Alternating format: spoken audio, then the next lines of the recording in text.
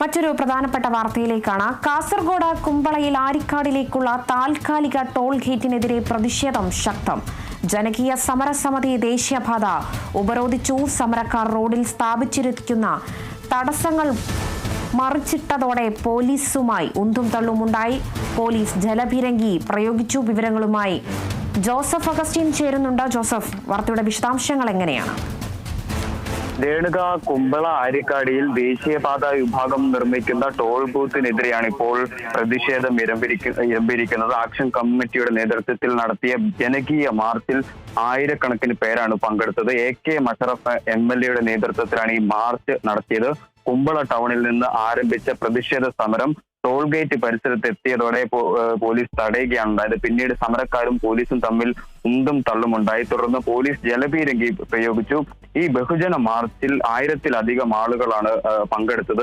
പിന്നീട് ഇവർ ദേശീയപാത ഉപരോധിച്ചതോടെ ഗതാഗതം പൂർണ്ണമായും തടസ്സപ്പെടുന്ന ഒരു സ്ഥിതിവിശേഷമാണ് ഉണ്ടായത്.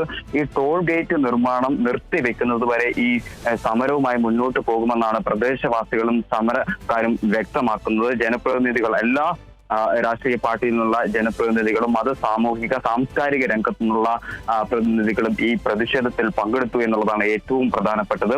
ഈ ടോൾ ഗേറ്റ് സംബന്ധിച്ച് ഹൈക്കോടതിയിൽ അന്തിമ വിധി വരുന്നത് വരെ ഇതിന്റെ നിർമ്മാണം നടത്താൻ പാടില്ല എന്നുള്ളതാണ് പ്രധാനമായും പറയുന്നത്. ആദ്യ റീച്ച്, അതായത് നാഷണൽ ഹൈവേ അതോറിറ്റിയുടെ കേരളത്തിൽ NH66 ആദ്യ റീച്ച് പണി പൂർത്തിയാക്കിയിരുന്നു. ഈ പണി പൂർത്തിയാക്കിയിടത്താണ് ഇത്തരത്തിൽ ടോൾ ഗേറ്റ് സ്ഥാപിക്കാനുള്ളൊരു ശ്രമം നടക്കുന്നത്. ഇത് അനധികൃതമായിട്ടാണ് ഇത്തരത്തിൽ ഈ 66 കിലോമീറ്റർ ആകുന്നതിന് മുമ്പ് തന്നെ ഇത്തരത്തിൽ ഒരു ടോൾ ഗേറ്റ് നിർമ്മിക്കുന്നതെന്നാണ് ഈ പ്രതിഷേധക്കാരുടെ വാദം. ഇത്തരത്തിൽ ഈ മാനദണ്ഡങ്ങൾ മറികടന്ന് ടോൾ പാസ നിർമ്മിക്കുന്നതിനെതിരെ വലിയ രീതിയിലുള്ള പ്രതിഷേധമാണ് കഴിഞ്ഞ ദിവസങ്ങളിലെല്ലാം ഉയർന്നു വന്നത്. അതിന്റെ തുടർച്ച എന്നുവണ്ണമാണ് ഇത്തരത്തിൽ ഇന്നും ഈ സമാന രീതിയിൽ പ്രതിഷേധം ഇരമ്പിയിട്ടുള്ളത്. എന്തായാലും വരും മണിക്കൂറുകളിലും പ്രതിഷേധം കനക്കുമെന്ന് തന്നെയാണ് കരുതുന്നത്. ഈ സമരക്കാരും പോലീസും തമ്മിൽ ഉന്തും തള്ളുമുണ്ടായി, വാക്കേറ്റമുണ്ടായി.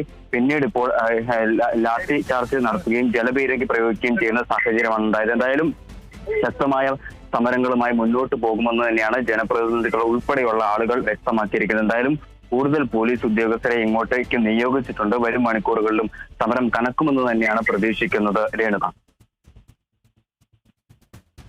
ശരി ജോസഫ്.